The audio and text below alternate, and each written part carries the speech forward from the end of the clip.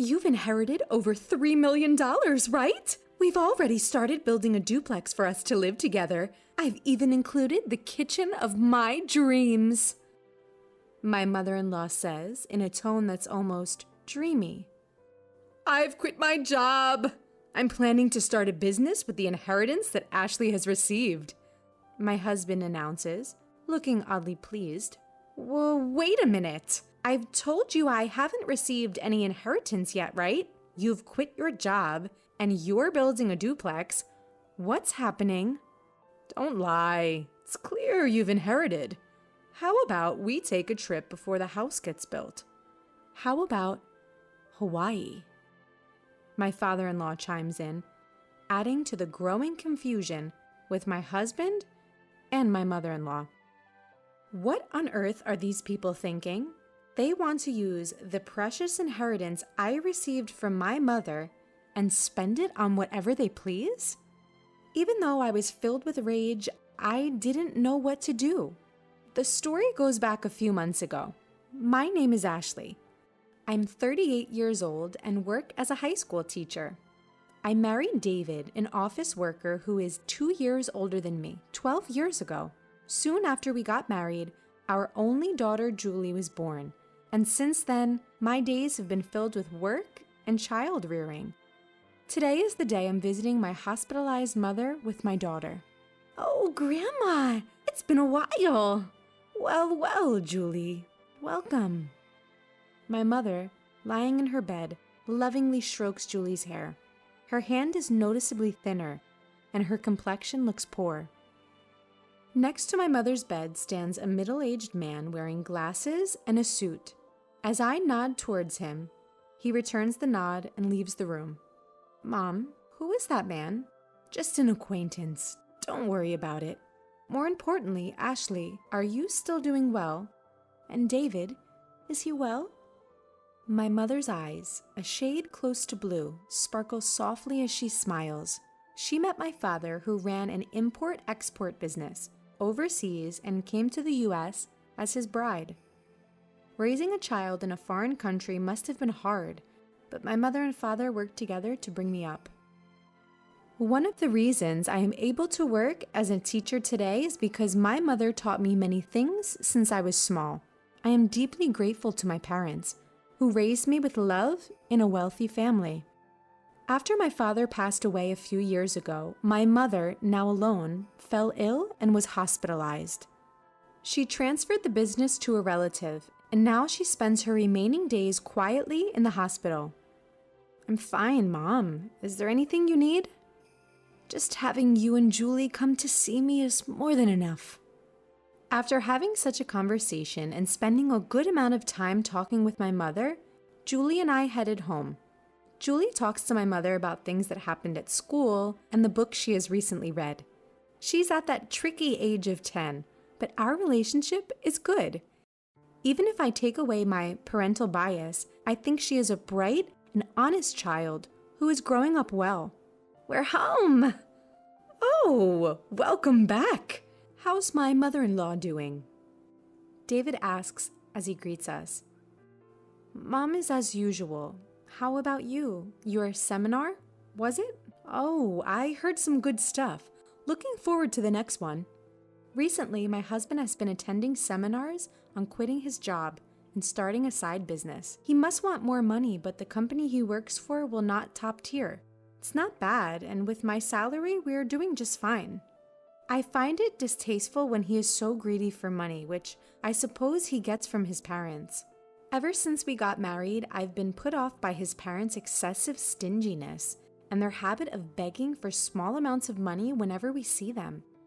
So, I've been keeping my distance. They've never given Julie any Christmas gifts. Fortunately, my in-laws live far away, so we don't have to interact much. And my husband does well with household chores, so I guess it's okay. As long as I have my mother, my husband, Julie, and our modest but ordinary life, I'm content. Then, one day, I got a call from the hospital. My mother's condition had suddenly worsened, and she was in critical condition. When my family rushed to the hospital, my mother was barely breathing. Mom? Mom? Grandma? No! Ashley, I always wanted you to be happy. Cherish Julie more than anything. I love you. In the end, those were my mother's last words. My mother, who raised me with all her heart with my father. My mother, who adored Julie from the bottom of her heart. My mother's face in the coffin was peaceful, and all I could do was cry. Julie was by my side, crying with me. A little while after my mother passed away, an envelope arrived at our house. A law firm? Ashley was perplexed as she opened the envelope from an unfamiliar sender. Inside was a document stating, I have been entrusted with your mother's will, which leaves all of her inheritance to you. Ashley and her mother had never discussed the subject of inheritance before, so she was taken aback. However, since the letter had indeed arrived, she decided to visit the law firm on her own. Hello, I'm the attorney, Ed. The man who appeared was the middle-aged gentleman with glasses who had been present when she had visited her mother in the hospital. You were in my mother's hospital room before. Ashley questioned the man with the familiar face. Yes, we met in the hospital room, actually, from that time. I was entrusted by your mother. Hearing Ed's kind voice, Ashley found herself on the verge of tears. And then, I was shocked beyond belief. Whoa, 500 million? Yes, Ashley, when your father passed away, you waived your right to the inheritance, so your mother could receive it all, right? When you add that inheritance to your mother's personal assets, even after deducting taxes, this is the amount. Your mother has named you as the sole heir. My parents had indeed been wealthy, but I hadn't imagined that they had left such an inheritance. I had never asked my parents for money after getting married and avoided the topic of inheritance as it seemed unlucky. Feeling dizzy, I realized this must be an expression of love from my mother. With that thought, I left the procedures to Ed. Your mother cared about you more than anything. She instructed me to assist you if necessary. Please feel free to discuss anything with me. Thank you. I appreciate your help. Ashley bowed her head several times to Ed and left the room. Time passed, and it was around the time of her mother's 49th day memorial service. Her husband, David, began to frequently ask about her mother's inheritance. When they had married, her father was still running his business, so David was vaguely aware that they were wealthy. Each time she asked him to stop talking about it while she was still mourning, he would fall silent, only to suddenly bring up the matter of money after some time. The worst were my in-laws. When they came to my mother's memorial service, my father-in-law said, Ashley, if you are worried about the inheritance, we can help. Hey, we've had our fair share of disputes over inheritance when unmarried siblings died. Inheritance can be complicated. If you're troubled, feel free to talk about it. That's right. Rely on us too. Yes.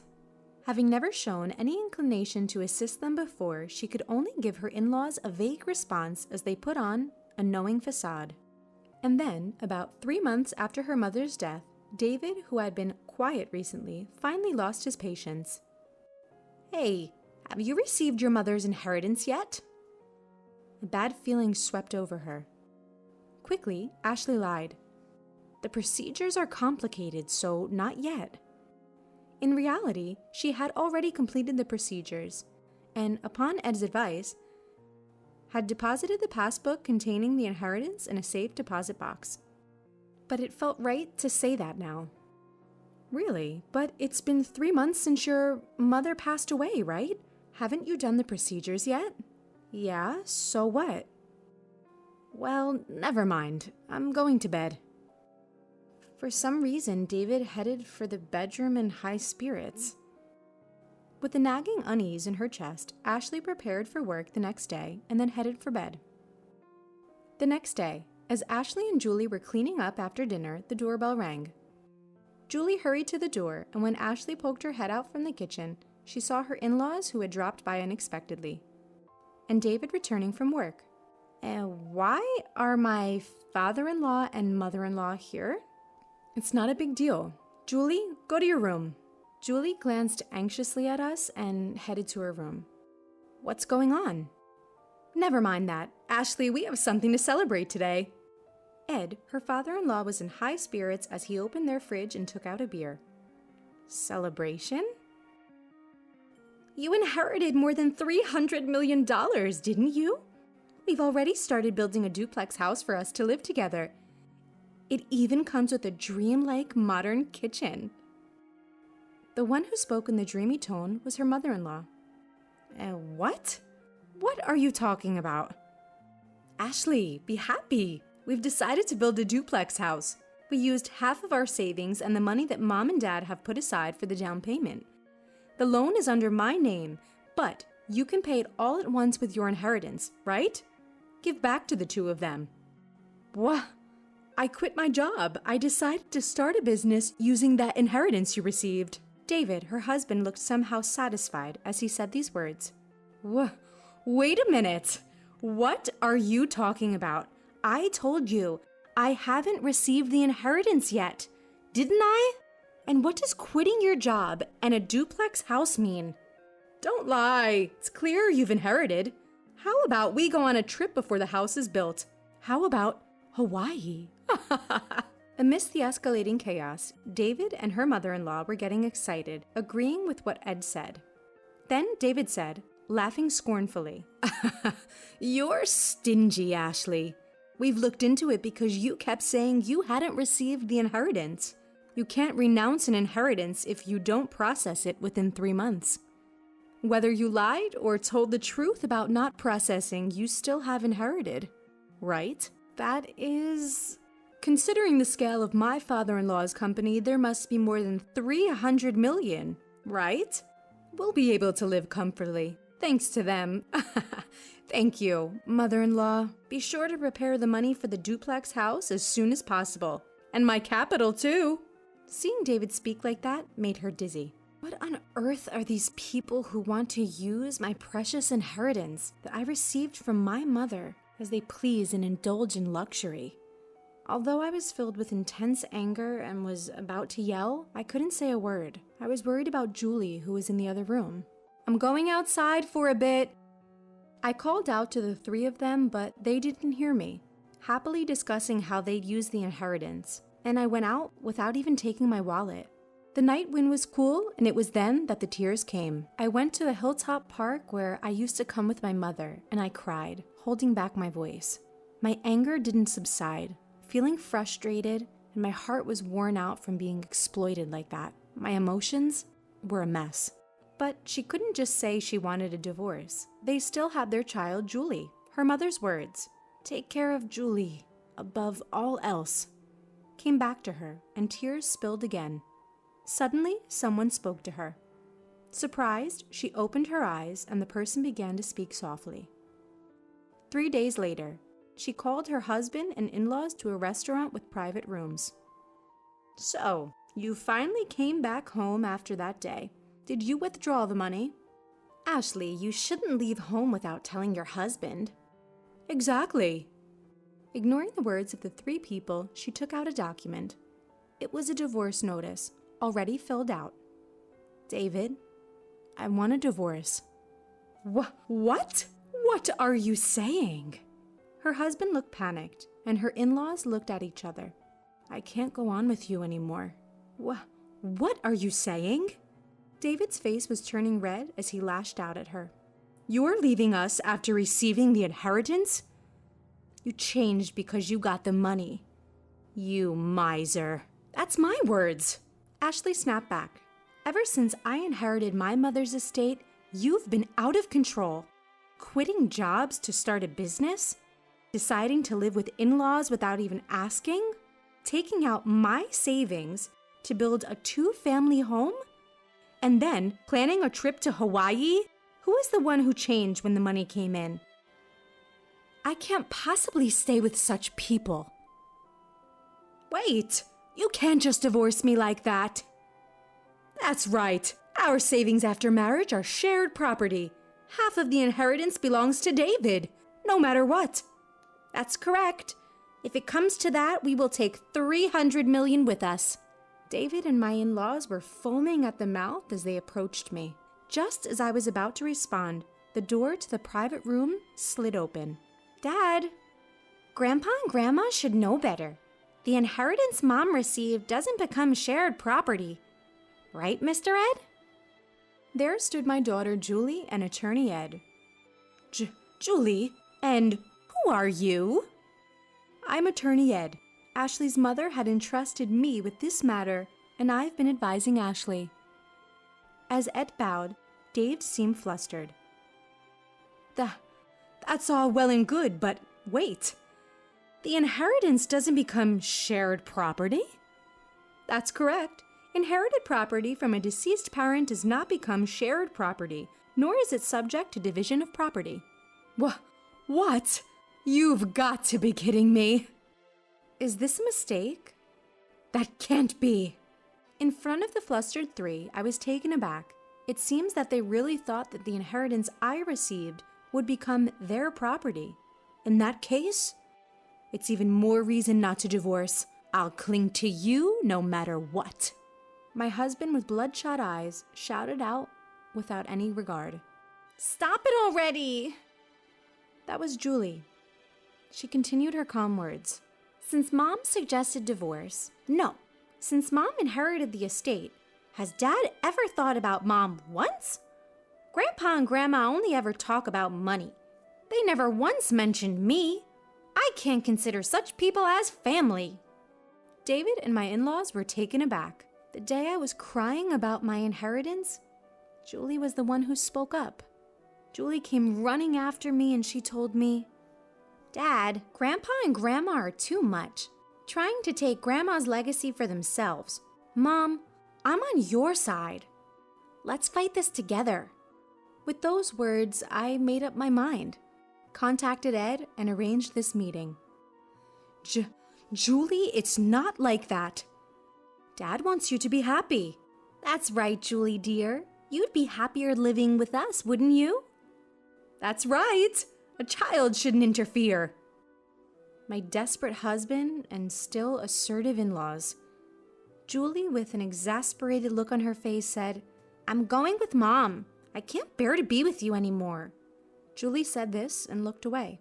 Anyway, we've made up our minds. Julie and I will be leaving. As I said this calmly, David got angry. Hey, I've never cheated and you can't force a divorce. I'll hire a lawyer. We'll get that money one way or another. If that's the case, I will take care of it from here. Ed spoke quietly. The issue here is whether there are grave reasons for not continuing the marriage, quitting his job, using the household savings without permission, deciding to live together, and Julie saying she can't bear it. There are various points we can argue. Moreover, your daughter recorded the sound of all of you begging for Ashley's inheritance. That should also serve as evidence. Damn it. David slumped and my in-laws turned pale. After seeing that, Julie and I left the restaurant. A year later, thanks to Ed's efforts, my divorce with David was finalized. Julie and I moved into the house my mother had lived in, but there were several times when we received letters saying, I love you, come back. And David was seen loitering near Julie's school, so we asked Ed to apply for a restraining order. After that, it was quiet. According to the rumors, they actually did build a two-family home. My already retired in-laws had to work in a factory, and although David looked for work, he couldn't find any and is now doing manual labor. I heard from the neighbors that there were constant arguments in the new two-family house. Because of their troublesome fights, they've become disliked by everyone in the neighborhood. Julie and I are still living peacefully, helping each other. A while ago, Julie said, I want to study abroad in the country where Grandma grew up. So, to cut ties completely with my ex-husband, we made up our minds to move overseas. We used a bit of my mother's inheritance, but I'm sure she would be pleased. Now, Julie seems to be enjoying school every day, and I've started working as a teacher there. I hope these peaceful days continue.